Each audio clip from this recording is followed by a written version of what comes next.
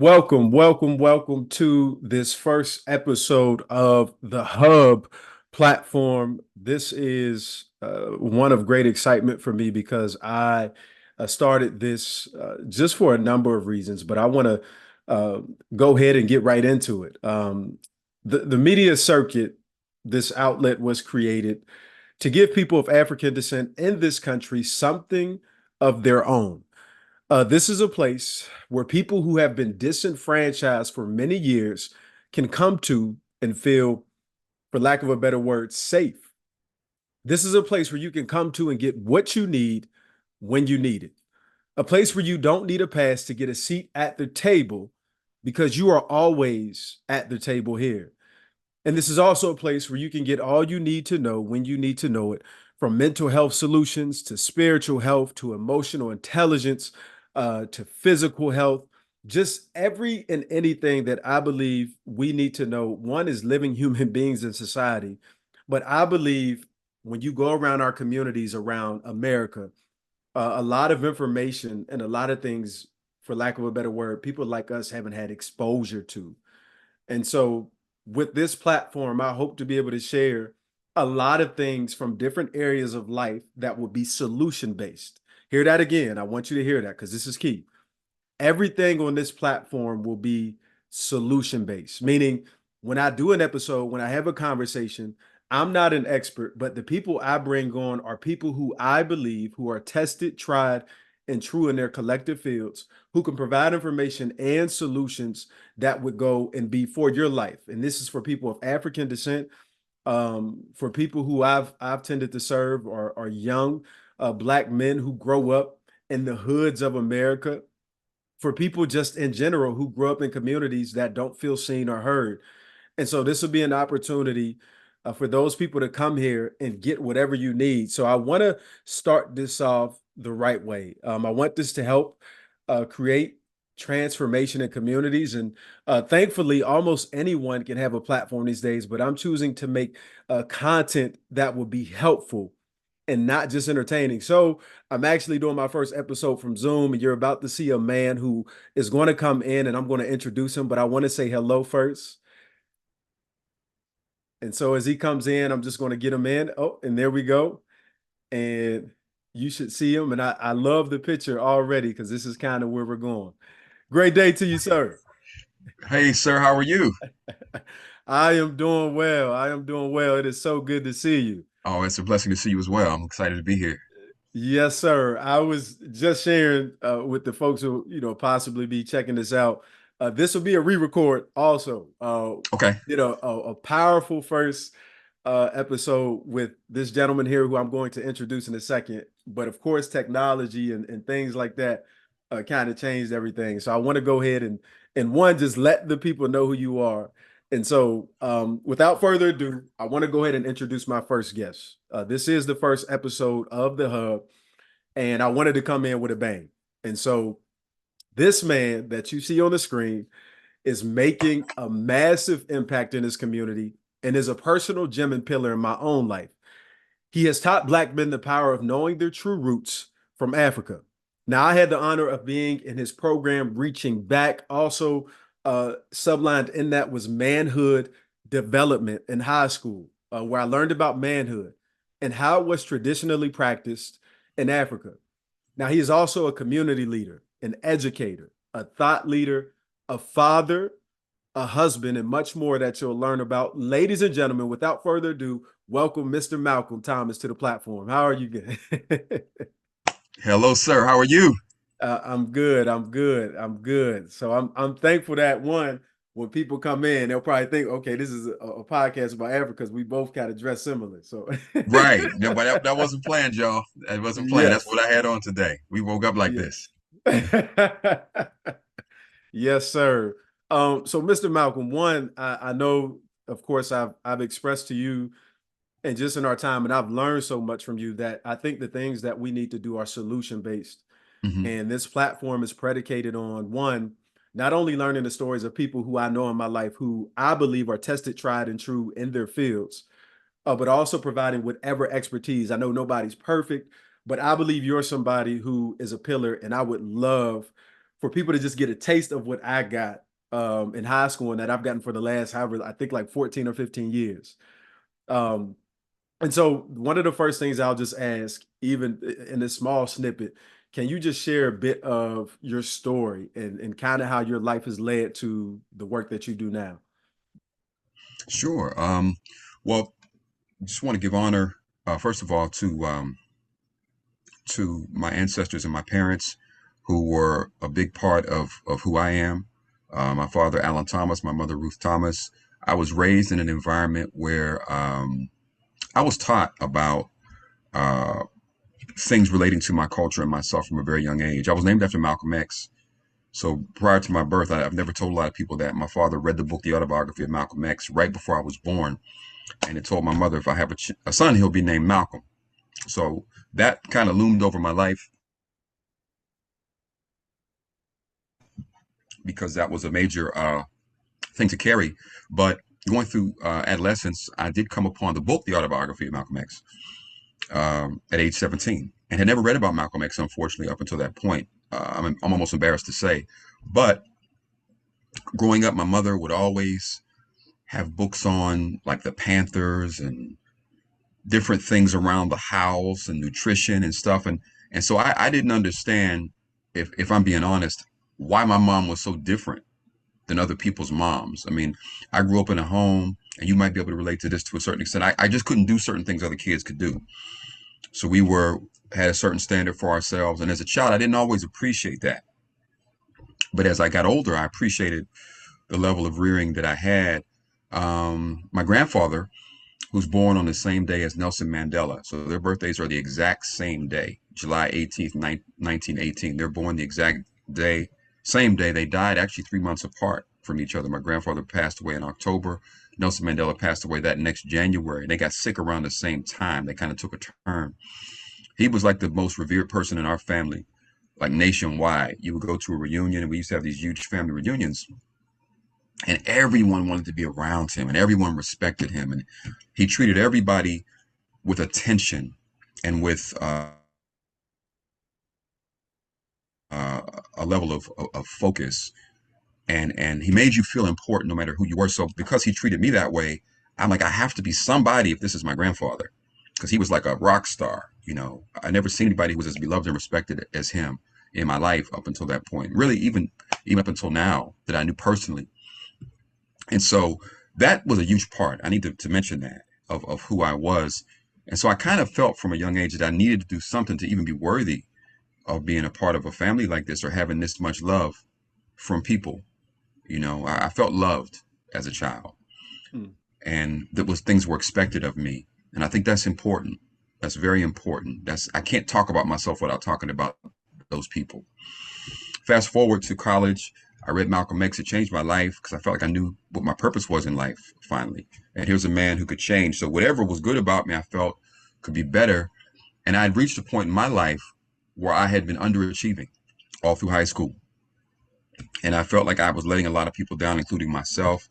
But I didn't know how to change it. I got into a kind of a bad set of habits.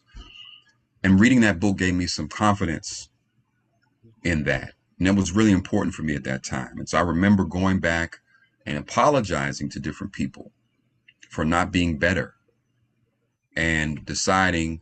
That's when I stopped eating candy. I stopped on the spot one day between my senior year of college and going to Penn State. I said, I'm not eating any more candy ever again. I stopped eating certain foods. I started working out every day. I just did all these things almost overnight at once. Um, And so going into college, there was a lot of violence going on when I went to Penn State University. And I went to a school where there were no black people on campus the first day that I saw for the entire day. Now, just imagine being on a college campus with 30,000 people and you see one person of African descent all day. So I called my mom like this was a mistake. But lo and behold, she said, well, just stick in there, hang in there. I saw a flyer for a thing called the Black Caucus on a pole the next day, and I just took it down. I know you're not supposed to do that, but I took the flyer and said, I'm going to this meeting. I know there'll be some black people here. And so I met some of the most dynamic people I've ever met in my life there. And I just poured myself into that with everything. And I remember coming home after about 3 months. And one of my friends said, "Man, you're different." And at first I thought it was like an insult, but he said, "But not in a bad way. It's just you're different." But I knew I was different. And so since that time, I made a covenant with some of my brothers there and sisters as well on campus that we were going to devote our lives to uplifting our community, uplifting ourselves. And everything I've done since then has been either a frustrated or an inspired attempt to do that. And reaching back was the culmination of a lot of work that I had been doing on trying to work with boys and young people, but also to work on myself. So today, all of my work still continues in that trajectory. And I feel like that is the mandate for me, is to work with men and with others to try to change ourselves in the hope of improving the condition of people on this planet. Mm. A couple of key things there. Thank you so much too for sharing your story. I don't think people know how powerful it is when somebody is able to kind of go through the pivotal moments in their life that gave them transformation. And so I think about a couple of things that stand out. One is all of this kind of this change, this shift happened with your exposure, which is a key Hmm. word to Right. one that being Malcolm X, which I previously shared that watching the movie with Denzel Washington recently. I mean, you see from him Hmm. being out in the streets, doing drugs, doing a number of things. Then when he gets to prison, then when he gets exposed to the brother from the Nation of Islam, and Right. actually his language shifts to where the point where he's like, he's Hmm. cursing in front of this man, and then he says a man curses when he doesn't have the words of his mind to say. So all those different things come up. And then also just hearing in your story, just kind of the impact one that your family has had, even engrafted in the work that you've done now and ancestors have had. And so as I look at this and kind of translate now into the work that you do, can you just share a little bit about some of whether it's through manhood development or through the Life Steam Academy, anything that you can share kind of what's happening now in the work that you do? Well, currently, I'm the Dean of Students at Life Male STEAM Academy, which is a brand new school. It's been open 3 years. It's an all male STEAM academy, college preparatory STEAM academy here in Pittsburgh, that was started by a pastor of a church here, Rodman Church, Dr. Dale Kennedy, and his wife, Reverend Talita Kennedy. And he had been coming to my seminars at the BMLDI, which is the Black Male Leadership Development Institute, that's run by Robert Morris and the Urban League. I used to do a course called The Journey to Manhood there. And he would come and sit in the back of the room. Unbeknownst to me, he was taking notes. And he came up to me one day and said, "I want you to help me run my school."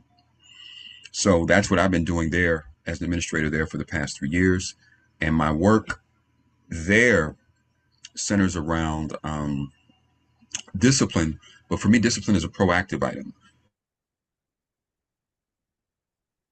Discipline is something that should not be approached or thought of punitively, which is the way that it's often thought of when you think of Black people in general, Black students and young people in particular. Like, what do we do after they make mistakes? But the thing is, how do we help to model and cultivate people to have self-discipline, to be able to Wow. govern their lives according to a set of ideas and principles that are for their and other people's own benefit? So Mm. what does that look like? And so I've always been really excited about the idea of things like rites of passage and initiation, where you're training people to develop themselves to be able to live a very high level of have a high level of effectiveness, and with a high level of integration and harmony with everyone and everything around them. And so reaching back was really an attempt to do that. And I've continued that work with a program that I currently have founded with a gentleman by the name of Joshua Colbert, who is my partner. It's called the Sankofa Society of Excellence. And our job is to help bring development, what we call the ageless wisdom, what has been called by a gentleman by the name of Ra'u Nefer Amen, the ageless wisdom, back. The old ways. The reaching back is not just a program, but it's actually the reaching back movement. How do we reach back to get the things we have lost, to help us to restore our health, restore our identity, restore our communities, restore our relationships, restore the rightful place of men that are not seen as menaces and have to be, you know, engaged in conversations about toxic masculinity. But what is a healing masculinity? What does that look like? We're Mm. able to be masculine in a way that's healing in a way that's unifying for people. So that's the work that I do. And with the Sankofa Society of Excellence, our flagship product is called the Manhood Maximizer, which is Mm, the program, which is really a development program or an initiation program in the world to help awaken certain character virtues and strengths in mm, men and others. mm. Thank you. And I thought about one of the things that I've noticed, and a couple of things I want to highlight too. Mr. Mhm. Malcolm, if he doesn't toot his own horn, I'm gonna do it because I was in his program in high school. My peers had the opportunity to go to Africa. I did not have that chance. My mom was like, "No," she at the time she wasn't with it. I understood though, man. uh, but later on, I had the Yep. opportunity to go with my wife, and we went to Nigeria. And I mean, just thinking about my peers being exposed to Africa at the ages of like 15 and 16, and then me getting that exposure, later on in life, but I think at the perfect time, at the divine time. Um, and then I'm also just thinking about kind of what is necessary, I think, and even to my existence now as a man, as a black man in America, is just learning about Africa more and its importance to not only our personal history, but world history. And so one of the things that I think Mr. Malcolm did a great job of is that during our time in manhood development, and I'm now reading a book by Naeem Akbar, Mm, Visions of Manhood, which yeah. he kind of highlights the transitions from maleness to boyhood to manhood. But you Hmm. literally walked us through levels of manhood in your program. And we were able Hmm. to see, and Hmm. it wasn't defined by what you did necessarily, but it was Hmm. character traits that kind of Hmm. reflected in those things. So Right. I'm just curious for you to define to people Africa's importance, specifically one for people of African descent, but also just to people who live in America who don't understand its importance. Well, Africa is, we hear the phrase a lot. It's become cliche that Africa is the mother of civilization. But in practical terms, what that means is that Africa is the only landmass, is the only plate of land where human life existed for the first 60 and some estimate 100,000 years of human history and evolution. So it means if you can think of the vastness of the planet Earth, there were no human beings anywhere for 60,000 plus years except on the continent of Africa. So just think about that for a second. Think about the expanse of your life, you know, 30 some odd years, right?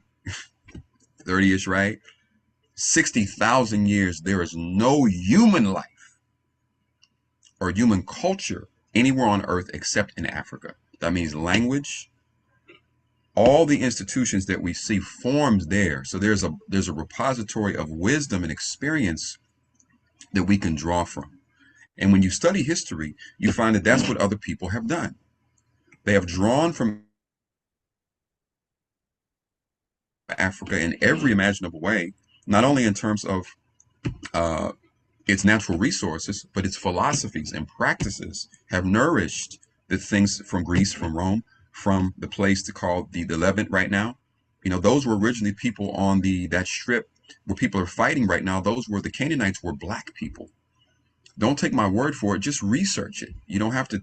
We don't have to say sound uber black. All we have to do is research, and when you do that, you will find that there is a place in this world for everybody.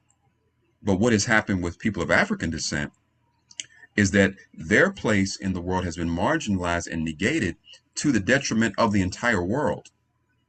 Because this is the place where the seminal ideas have come from. The first calendar comes from black people, the first mapping of the solar system, the first understanding of architecture, the ability to build pyramidal structures, the ability to do engineering with the Nile River in the first dynasty.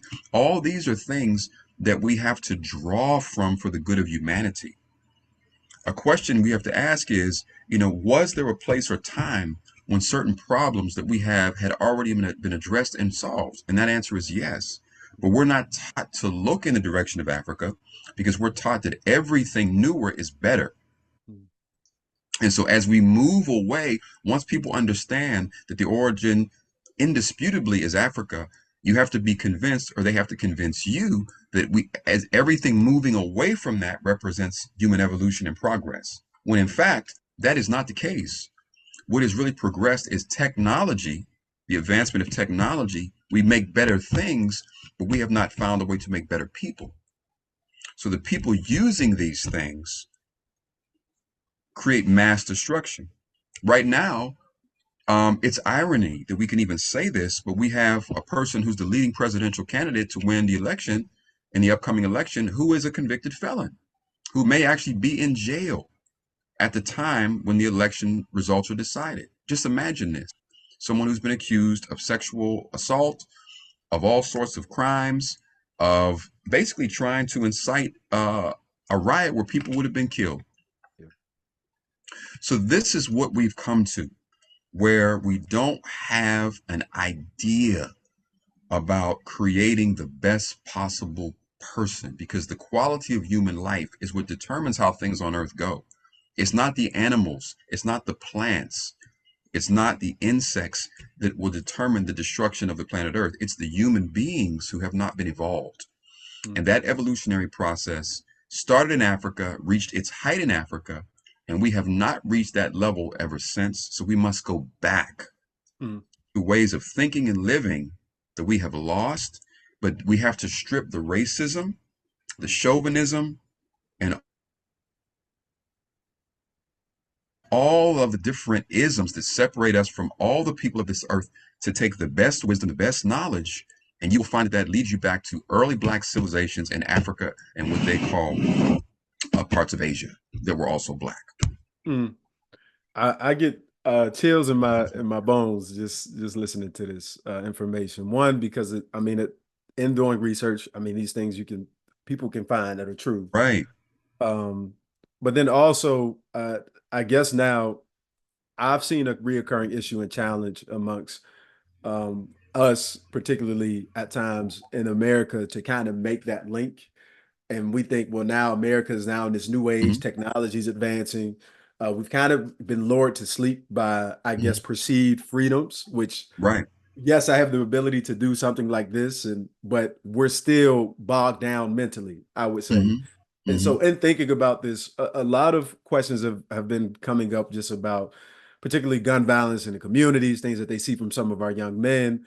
And so, I would just say, how do you put that in context of kind of the conversation we're having now? What do you think that's linked to and likened to give people a better understanding?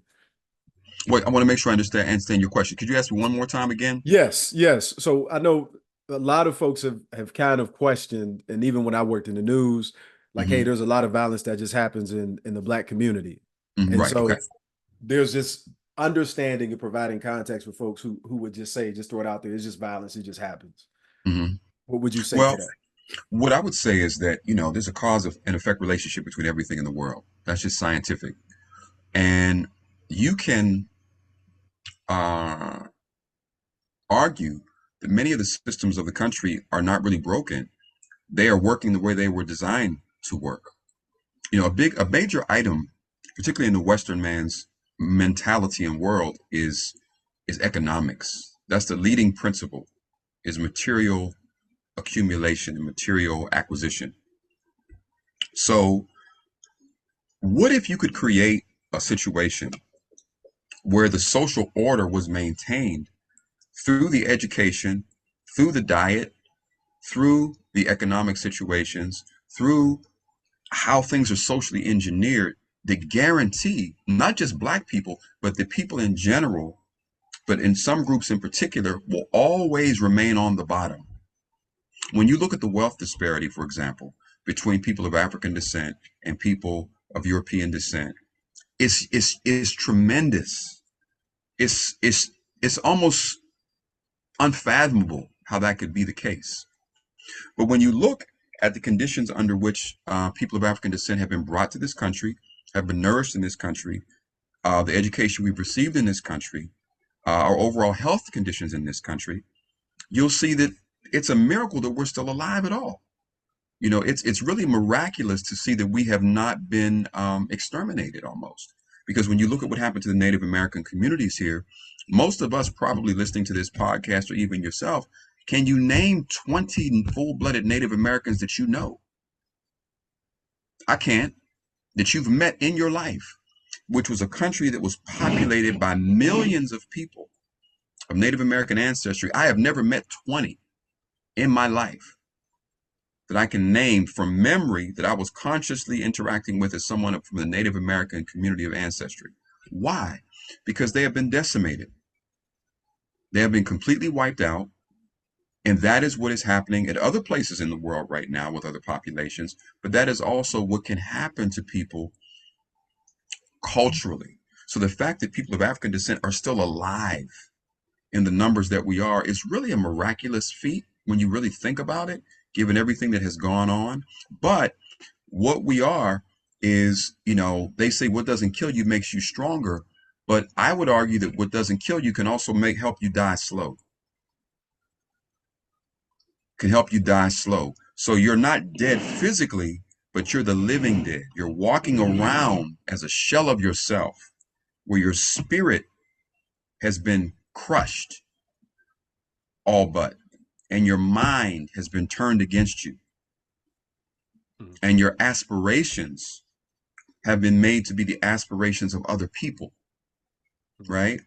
So, you say you want these things, but Dr. Amos Wilson says, but how is it that all the things we want are things which keep us in the situation that we're in and it furthers someone else's interests? So people control your cravings, even the things that you seek and that you crave are things that make you sick. You know, a lot of us aren't even craving a certain type of experiences with a woman. Some of us have been taught to crave, multiple women or to crave foods and products which kill us. Those things didn't happen by accident, I would argue. Those things are engineered, and those are things that are part of the educational process for people of African descent and people in general, because the majority of people in this country, white and black, live at a level that guarantees that a few people will have most of the wealth and will have a quality of life that differs drastically from almost everybody else. Mhm. So Mhm. that is what we are. That is what we have been. And the fortunate part about it is we have a culture that we can draw from and we can return to that can save our lives. We Wow. have a cultural legacy that we have been taught to look away from that can help us and the planet Earth. The same thing that created civilization can recreate civilization, but we have to return to it first and embrace it, or else we will still be, cannon fodder for others. Wow. Wow. I had to one pull some notes aside because I just different things, variations popped up in my mind as we were discussing this. And ladies and gentlemen, if you're just tuning in, you are listening to the first episode of The Hub with Mr. Malcolm Thomas. And a couple of things came up as you said that. The use of the word boy when I'm reading that book by Naeem Akbar, he says that word in itself was reduced and used specifically for black men, of course, during slavery, but it was Mm-hmm, really mm-hmm, conditioning them into a place of immaturity. And so mm-hmm. literally when you were called boy, you would live that thing out. And so the things that we probably would very well see in our communities were the conditions of a boy because it was continually one labeled on them. There's life and death in the power of the tongue. People have heard that before. So you put that on somebody, and then not only that, you treat them in a way of what that is. And so I can be 30 years old and you're still telling me to go and pick up and do something that a child would do. Mm-hmm. Mm-hmm. Um, and then the second part is a legacy of competence in our education systems, which I mean, you've heard it time and time again, representation in school systems. I know in second, third grade, I learned nothing about African history. Mm-hmm. Everything was American history, and everything that was taught to me put us in light of the oppressed, people who were Yes. below, who didn't Yes. have any power, which I mean, we've heard this over and over again, but Yes. I'm hoping that people will realize through this conversation and then their own research that this has been a continual process of conditioning. Mm-hmm. And so that's the scary part is that we can probably get as rich as we can acquire all that we can, and still never help the people that we were supposed to help or do what we were supposed to do because we've been learned to sleep by thinking we've had freedom. And That's that's, right. That's right. yeah. And then so what'll happen then is that even when you do acquire things, or those of us who are in a position to acquire things, those things will not be used for the service of your own community. So your skills, your talents, your resources, your positions will not be used to uplift the people who need it most and the world in general. They will give you the illusion of success because you are doing better than others. Mm. But success is a group item. You cannot be successful unless you're a part of a group that is successful, because that group is what determines your own viability. So everything is about the group and the world and the planet. Some people destroy the planet Earth, for example, not knowing that if the planet dies, we all die. No matter how much material resources I have, if the planet is dead, what does it really mean, right? And so that type of mentality is something that Naeem Akbar talks about, and this is something that we have to get back into ourselves as men and as a people, that we have to have a collective self idea. What are we Yes. doing for the collective? You know, Collective. yeah. Yeah. And I mean, just kind of winding down in the conversation a bit, but it just overall, I think that's one of the solutions. And if you could even touch on that more for the person who tunes in, and I'm hoping that there may be some teenagers, young Black males or young Black women who tune in, or college educated, whatever, any demographic, folks in the communities who don't get the attention or feel valued. What are just some tangible things, ways of thinking, whether it's real life things that they could start doing to kind of, one, begin to acquire this knowledge, but also just to create some sort of transformational change in their lives? Well, the first thing I would say is that, as I've often said, leaders are readers. So in order to really, really try to get an advantage over your circumstances, you have to begin to drink from the wisdom and experience of other people. You have to learn things without having to go through every single thing through experience, because sometimes the price you pay to get wisdom through an experience is your life. So you have to be able to read and study. I've never seen a person that I truly, truly looked up to as an example of outstanding living who was not a reader, who did not study and try to learn things, and were not eternal students. So you have to get into the habit of reading and of trying to think and strategize about life, right? Secondly, you have to be someone who's being guided. Um, as I said, success is a group endeavor, so you always have to have a coach or a guide, and you always have to have a team. You have to have people who are working with you, who are of like mind and kindred spirit, who want what you want. I know for me, I had to make a decision at one point in my life. The people I hang around, I hang around. If I'm going to be around men, I want them to be committed men, married men, people who are involved with their children's lives. Those are men that help make me stronger. It's not that I judge those men who are not like that, but I need the strength of being around people who are trying to excel in those areas to be the very best husband, father, and man that I can be. So I want to always have a peer group, and I will say to always find a peer group, even if it's just one other brother or individual who really wants to be better and to help contribute to things being better. And always be under the guidance of someone who is more experienced and more insightful than you, right? So you don't want to be your own teacher. You want to have someone who can guide you. Some of that's through reading, but you always need a living example and an input of somebody who's a living mentor or guide. And lastly, I would say always work on, you know, trying as best you can to develop a regimen and routines that are reliable. So they say success is hidden in your daily routine. So you want to live a life where you have certain success habits, things that you do daily that help to keep you anchored to yourself and to help you keep on track with your goals. One of those habits I think should always be, or a set of those should be around health, because a lot of times the experiences that we've undergone and the type of lifestyle that we've been given is not health promoting. So in reaching back, we talked a lot about health and fitness, but that is because you need a foundation of physical wellness to be able to do great things. When I see great leaders, I see energy. either people who learn to have it or were born with it. Yet you do not do anything great with no energy. So to be able to persevere, to have drive, to be able to have resilience, the ability to have buoyancy and optimism, the ability to deal with the ups and downs of life, that takes energy. To be able to think and see clearly. So you want to have a regimen that helps to maintain and enhance your life force.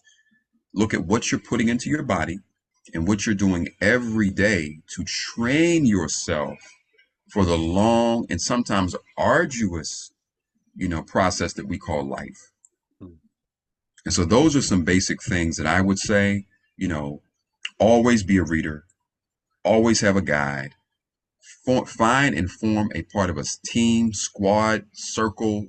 Everything elite happens in a group. You cannot be your best outside of a group.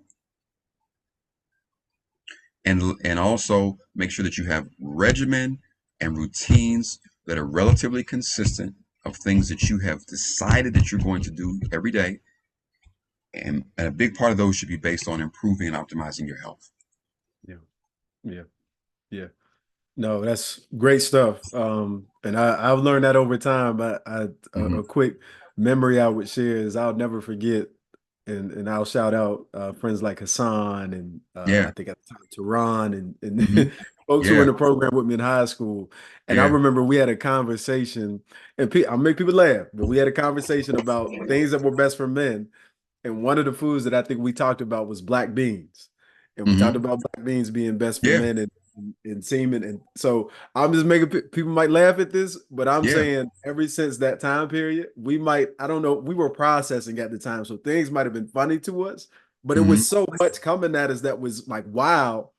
I think years later, when I look back, I mean, now I eat black beans every other day. Or, I'm just, I mean, it's That's why just you're so funny. strong. No, I'm just joking. I mean, just overall, Yeah. I think there are just, I mean, in many different ways. Hopefully, what I hope people take away is that if we're better and if people of African descent in this country are better, the whole world is better. Right. And I think that's for any part of humanity, no matter where you go, a community that doesn't know where they come from, that doesn't know its original roots, that doesn't know the things that were necessary for survival and for living Hmm. are extremely important. And that's what I began to learn. And when I stepped foot in Nigeria, I remember feeling this connection, and I had took my test and found out that I was Yoruba, and so Mm. those things I've now began to explore. And Mr. Malcolm, when I say, and this is in my own family too, I've shared this with them, and they're like, "Well, this is scary. Why would you want to learn all this?" I'm like, "Well, imagine you having $1 million stashed away in your home.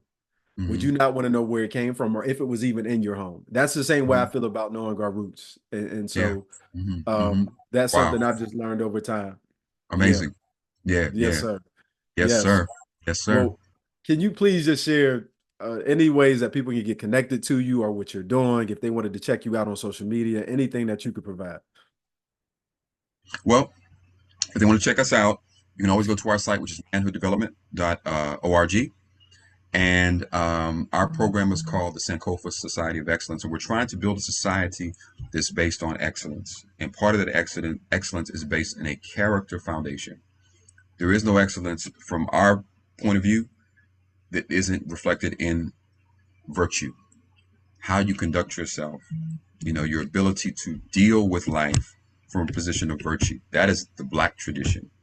It is not about manipulating people. It is not about having power over other people. It is about having power over yourself and to be able to live your life. That's why when you go to ancient Egypt and you see what they call the Sphinx, which we call the Hieroglyphic, it is a picture of a king's head on a lion's body, which is a symbol that to be able to rule the animating forces, your own emotions and drives, you are able to have rulership over your life and to have sovereignty in this world.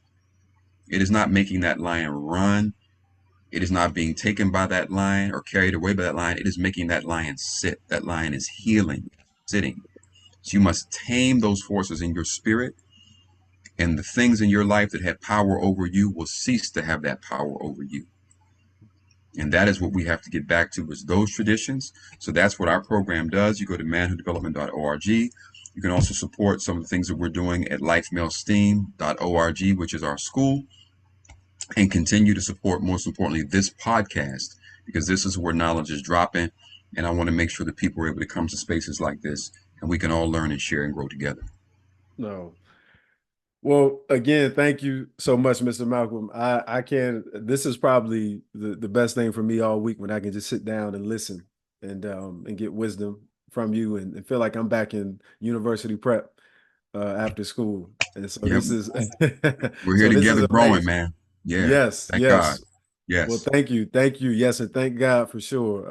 Well, ladies and gentlemen, again, this was the first rendition and first episode of the Hub platform. I hope that you tune in for more. There's going to be amazing people joining me all the time who can just share any of their expertise and also understand when I bring people on, I'm not saying like, hey, I'm this perfect person who knows Hmm. everything. But again, like Mr. Malcolm just said, we are learning and we're just sharing with you what Yes. we've learned over time. So again, I can't thank you enough.